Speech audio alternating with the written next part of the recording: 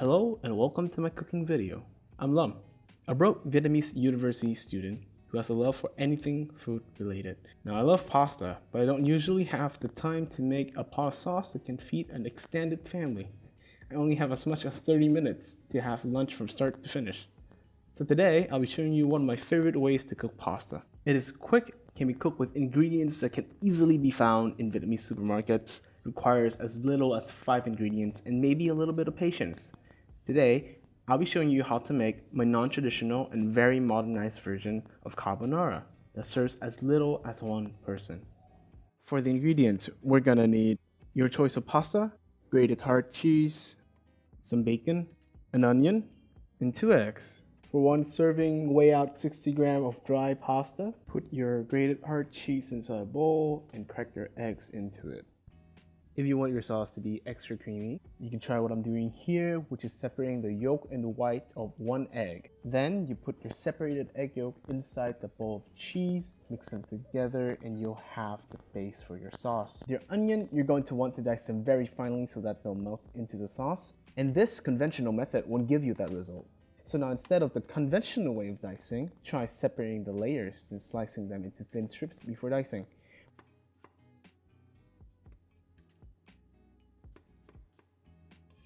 What you'll have as a result is a very, very finely diced onion. Or you could just go overkill and then dice them again. Your bacon on the cutting board, slice into small strips, and that's about it. I happened to find some surprise spring onions lying around, so I'll just slice them for color. They're completely unnecessary for the recipe. Pot of water onto your stove, high heat, add salt, and wait until boiling before adding your pasta. Do not break your pasta noodle, for the love of God. They'll soften once you boil them for a minute and they'll fit into the pot. Boil without covering for 8 to 10 minutes. Aim for the noodles to be a bit underdone and test them by having a bite. Leave the pasta in the pot and put that to the side. Do not drain it. Get a non-stick pan on the stove, splash of neutral oil, and heat it up. In goes your sliced bacon. Spend a minute or two to brown the corners a bit before adding the onions. Once the onions hit the pan, you're going to need to move them constantly so they won't burn. We want the onion to be golden brown so that we can extract all of its sweetness before we add the pasta.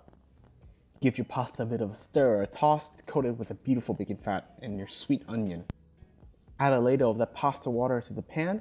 That starchy water is a key ingredient to thicken and bind your sauce together. Then you cook that for about 30 seconds before turning off the heat completely. Be patient and wait for another 30 seconds to let your noodles cool down a bit. Once you add the eggs, you have to move everything in the pan constantly. Essentially, what we're doing here is cooking the sauce with the residual heat of the pan and the pasta. If we didn't wait long enough, it'll be too hot and everything turns into scrambled egg and pasta. Too cold and the eggs won't turn into a sauce and they'll stay raw. With the correct amount of heat, you have just enough heat left to turn your eggs into a very beautiful liquid gold to coat your noodles as it cools down. Just cool enough for you to have a test bite and add seasoning to taste.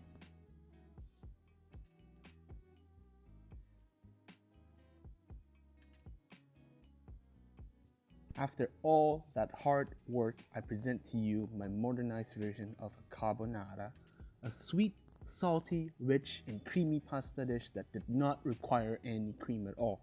You can cook for one, cook under 20 minutes, take a picture with, and completely devour in less than 3 minutes. The beauty of this dish isn't just what you can create from a sum of very simple ingredients, it's that you can customize it to your own liking. If you're vegetarian, try using mushrooms instead of bacon. You want it richer? Try butter. Do some flambe if you want to be fancy and impress someone. There's so many possibilities, so many little changes you can make to this recipe to turn it into your own carbonara. So if you excuse me thinking about all of that, it's gotten me really, really hungry. And so I'll take this, finish it off screen, and maybe I'll see you again next time. Goodbye.